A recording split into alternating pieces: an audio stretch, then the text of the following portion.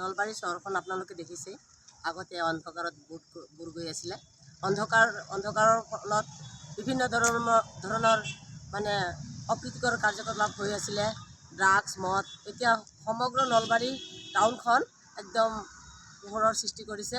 আৰু দাদাই জয়ন্ত মল্লজীয়ে এনেকুৱা পৰিৱেশ কৰিছে, তাৰমানে আমি ৰাতি গ'লেও আমি দিনৰ দৰে লাগে, কাৰণ কি সকলো পোহৰ হৈ থাকে। আমি এতিয়া কোনো ভয় নাই, শংকা নাই।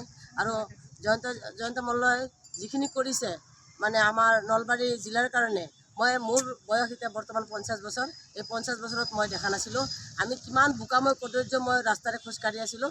এতিয়া আমি বৰষুণ দিলেও পানী খচিব নালাগে, এঘণ্টাৰ পিছতে পানী ক'ৰ গুচি যায় আমি গম নাপাওঁ। আগতে পানীৰ ফলত আমি ওলাব নোৱাৰিছিলোঁ, এতিয়া পানী নাই, নালাবিলাক ঠিক হৈছে, ৰাস্তা ঘাট ঠিক হৈছে। আমাৰ যিটো নেকি DC কোৰ্ট আছিলে, DC কোৰ্টখন আমাৰ আত্মহিলা বনাইছে। আমাৰ আত্মহিলা মানে DC কোৰ্ট এতিয়া, আগৰ DC কোৰ্টখনত আমি পানীৰ ফলত আমি যাব পৰা নাছিলোঁ, অফিচিয়েল কাম থাকিলেও যাব পৰা নাছিলোঁ।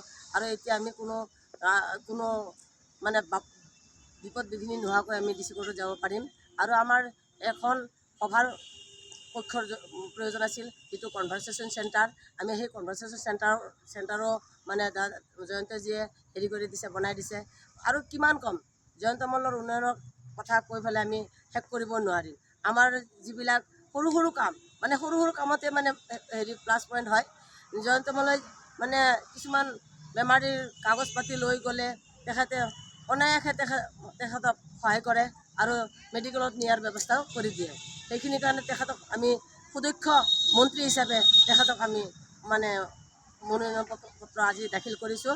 আৰু আগন্তুক আমি হেমন্ত বিশ্ব চৰকাৰ বনাম বুলি আমি প্ৰতিশ্ৰুতি লৈছোঁ। ধন্যবাদ। দিনৰ পৰা মই যেনিবা ষ্টেডিয়াম খুলিলে ল'ৰা ছোৱালীৰ কাৰণে, স্পৰ্টছৰ ল'ৰা ছোৱালীৰ কাৰণে বহুত ভাল কাম কৰিছে দাদাই। বা এতিয়া আমি ৰাতি ওলাই আহিলেও আমি বিন্দাছ ওলাই আহোঁ। এতিয়া তাৰমানে আপোনাৰ আগতে বা কংগ্ৰেছৰ দিনত ভয় ভাৱ আছিলে, ওলাব নোৱাৰোঁ, কিবা হ'ব, বা ছোৱালীবিলাক বজাৰত গৈছে, ছোৱালীবিলাক অকলে গৈছে, কিবা হ'ব কি নহয়, এইটো ভয় ভাৱ আছিলে। কিন্তু এতিয়া ভয় ভাৱ নাই, ল'ৰা ছোৱালী নিজে আহে, নিজে ঘৰত গুচি যায়।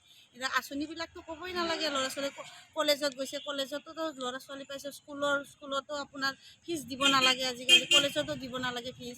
দাদাইতো চব এইবিলাক কৰিছে, আৰু তাৰ পৰা কি ক'ম আৰু। আহ্বান জনাম মানে দাদা জিতিলে আমাৰ মানে বহুত ভাল হয় আৰু। আহ্বান জনাম, দাদা জিতক, আমাৰ সেয়ে লাগে, আমাক BJP চৰকাৰে লাগে।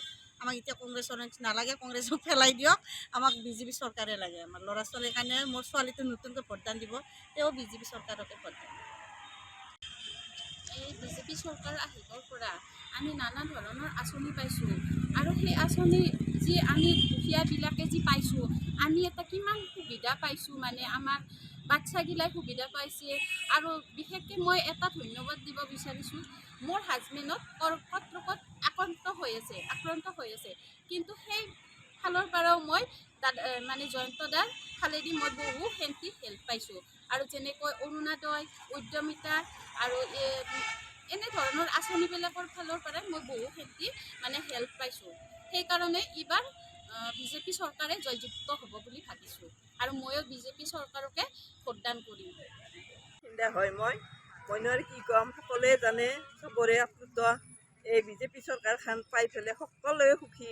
মইতো কথা ক'ব নোৱাৰোঁ, মোৰ চকুৰ পানীৰে বাট নেদেখা হয়। বহুত দুখীয়া মানুহ উন্নত পাইছে, বহুত খাব নোপোৱা মানুহো পাইছে, খাবলৈ পিন্ধিব পাইছে, সুকলমে চলিব পাৰিছে। নিঃসন্দেহে অলপ আগতে বক্তাই কৈ গ'ল, নিঃসন্দেহে ঘূৰিব পাৰিছে। আমি মহিলাসকলে আগতেতো ঘৰত স্বামীৰ ফালৰ পৰাহে মই চাব পাৰিছিলোঁ যে এটকা দিয়ে নেকি, এসাঁজ ভাত দিয়ে নেকি, এযোৰ কাপোৰ দিয়ে নেকি। এতিয়া আমি নিজে উদ্যমিতা আঁচনি পালোঁ হিমন্ত বিশ্ব শৰ্মা ছাৰৰ পৰাই। আৰু এই চৰকাৰে যদি আমাক নিদিলে হয়, আমাৰ যে আৰু কিটো অৱস্থা হ'লে হয়, আপোনালোকে বুজি চাওকচোন। গতিকে আমি মানে চকুৰ পানীৰে বাট নেদেখা, আৰু ইমানে আপ্লুত আমি মহিলাখিনি। মহিলা বুলি নহয়, আমাৰ দৈন্যত আমাৰ ঘৰ বাৰী সকলোৱে ইমান ধুনীয়াকৈ আইঅ'এৰো ঘৰ দিছে। সেই ঘৰবিলাকতো পানী নপৰাকৈ থাকিব পাইছোঁ। ৰাস্তা ঘাটত আগে চেণ্ডেল লৈ পেলাই কাণৰ হাতে বজা কৰি লৈ যাব লাগিছিল, এতিয়া ৰাস্তাত ধুনীয়াকৈ যাব পাৰি, থু মাৰি পেলাই ভাত খাব পৰা হৈছে, বহুত ধুনীয়া হৈছে। গতিকে BJPক আমি শ্ৰদ্ধাৰ একদম অন্তৰৰ ফালৰ পৰা কৈছোঁ, এইবাৰ নহয় আৰু আমি জীয়াই থাকক, পৰম্পৰা আহি থাকক।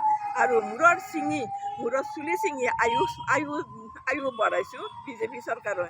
আৰু লগতে গোটেইখিনি আমাৰ যাতে বেলেগ আৰু পাৰ্টিক চান্স নিদিয়ে এই বিজেপি ফুলকে আমি শ্ৰদ্ধা পদুম ফুল বুলি পেলাই আমি শ্ৰদ্ধা কৰি এওঁলোকক আগবঢ়াই নিব পাৰোঁ তাতে আমাৰো উন্নত কামনা কৰিছোঁ অন্য কথা ক'ব নোৱাৰোঁতো ধন্যবাদ নলবাৰী 11 নম্বৰ ৱাৰ্ডৰ 1 নম্বৰ বুথৰ বাসিন্দা আৰু আমাৰ ইয়াতে যিখিনি উন্নতি দেখিছোঁ আমাৰ জয়ন্ত মল্ল শ্ৰদ্ধাৰ জয়ন্ত মল্ল বৰুৱা ডাঙৰীয়াৰ নেতৃত্বত খুবেই আমি সঁচাকৈ সুখী তাৰমানে আৰু মই নিজেই এই চৰকাৰৰ দিনত 1 লাখ টকা যে সাহায্য দিছিলে মুখ্যমন্ত্ৰী আত্মনিৰ্ভৰশীল অসম মই নিজে পাইছোঁ আৰু নিজে পাই মই এখন সুন্দৰ দোকান দিছোঁ আৰু মই ছেকেণ্ড কিস্তি 1 লাখ পালোঁ সেইখিনিও মই এতিয়া বিজনেছৰ নামতে লগাম আৰু এতিয়া আমাৰ যদি আমাৰ ইয়াতে ৰাস্তা ঘাটৰ কথা কয় আগৰ পুৰণা নলবাৰী আৰু এতিয়াৰ নলবাৰীৰ মাজত যথেষ্ট বেছি তাৰমানে চেঞ্জ আপোনালোকে দেখিবলৈ পাব ৰাস্তা ঘাট হওক লাইট হওক আৰু আমি ইয়াতে য'ত উপস্থিত আছোঁ দেশপ্ৰাণ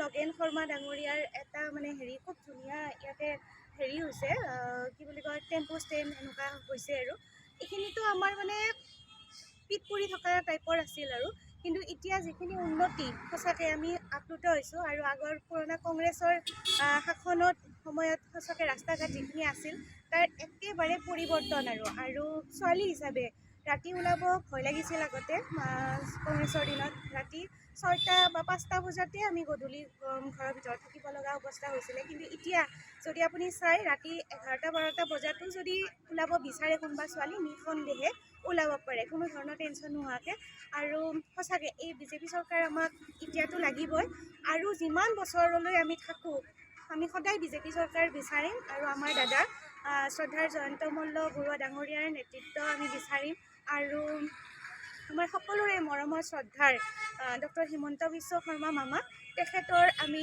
মুখ্যমন্ত্ৰী হিচাপে তেখেতকে বিচাৰিম এইখিনিয়ে মোৰ ক'বলগীয়া ধন্যবাদ যিকোনো খবৰৰ বাবে যোগাযোগ কৰক আমাৰ এই নম্বৰত 9181 307 2221